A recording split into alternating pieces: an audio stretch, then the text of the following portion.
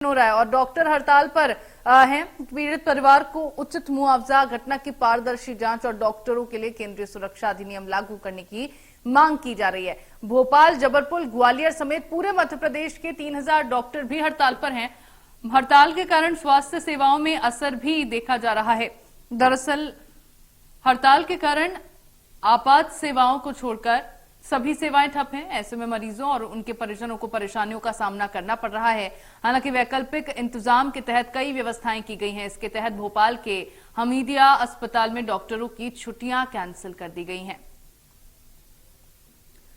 Junior doctors की हड़ताल और लगातार सेंट्रल डॉक्टर प्रोटेक्शन एक्ट लागू किए जाने की मांग डॉक्टर्स की है। जो दरिंदगी कोलकाता में ट्रेनी डॉक्टर के साथ हुई, उसके बाद से सभी जो ट्रेनी डॉक्टर्स हैं उनमें रोष है, तमाम जो डॉक्टर्स हैं उनमें रोष है, तमाम जो देशवासी हैं उनमें रोष है और सभी की ओर से ये मांग की जा रही है कि कड़ी से कड़ी सजा आरोपियों को दी जानी चाहिए।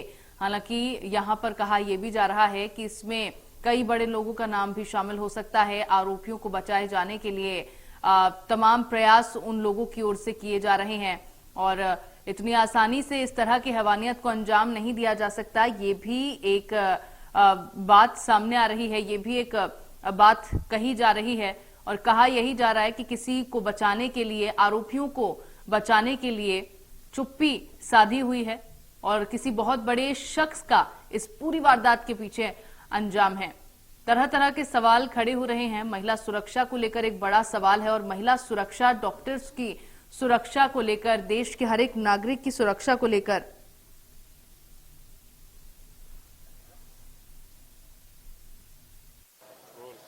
बेटी बचाओ, बेटी पढ़ाओ, बेटी पढ़ी पर बेटी बची नहीं।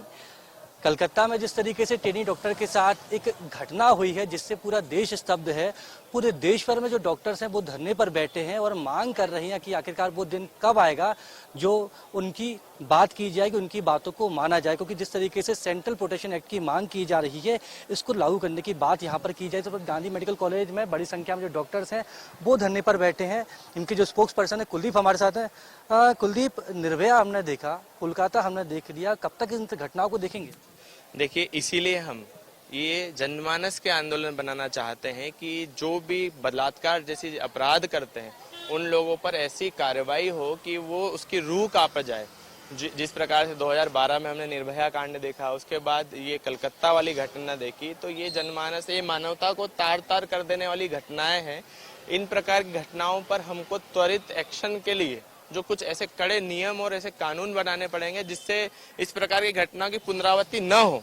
हम सरकार से अपने स्ट्राइक के माध्यम से, अपने प्रदर्शन के माध्यम से यही बताना चाहते हैं कि ये, क्योंकि जहाँ पर नारी को पूजा जाता है, यत्र नार्यस्ते पूज्यन्ते तत्र रमन्ते देवता, यदि ये हमारे वेदों पुराणों में लिखा हुआ है, तो इस प्रकार की यदि घटना भारत जैसे देश में हो रही है तो ये दुखद घटना है, शर्मसार कर देने वाली। घटना दुखद है, शर्मसार कर देने वाली है। ये जो डॉक्टर्स है काले कपड़े पहन के यहाँ पर बैठे हुए हैं, प्रोटेस्ट कर रहे हैं। तो कुछ महिला डॉक्टर्स उनसे बातचीत करेंगे।